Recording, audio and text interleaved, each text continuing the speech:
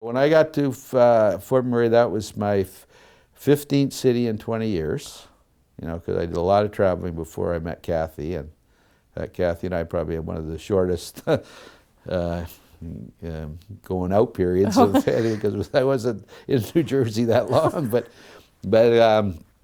so I went from one extreme to another. So we moved from Toronto to Fort McMurray, which is a bit of culture shock for our three kids. Okay. And we ended up spending 17 and a half years there, raised the family there. I love it. Love the North. Love the community. Love Syncrude. Those people, especially the ones who went through the early construction days, they still get together. You know, here it is like 35 years later.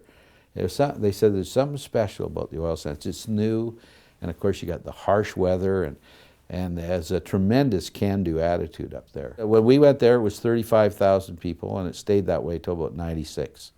So from 86 to 96. So when we went there, it was a pretty scary time, because not only was the crude price so low, but they had a very bitter strike going on at Suncor. Suncor was unionized, Syncrude's not unionized, but it was a bitter strike and fault on both sides, and so people were leaving town, and it was kind of bleak. People were genuinely worried in those days that the oil sands weren't viable.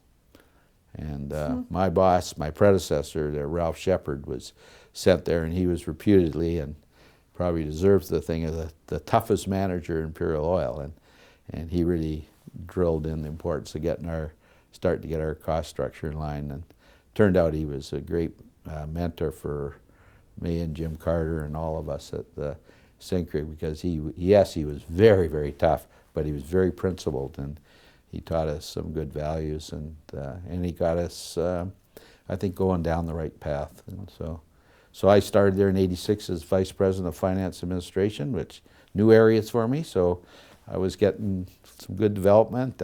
Didn't know how long I was going to be there, whether it could be just 2 years or 1 year, 2 years, whatever. And then the fellow who ran the operation, the vice president, retired, and so they moved me there, and I ran the operation for 2 years. And then my predecessor, Ralph Shepard, retired, and I became the CEO in 1989.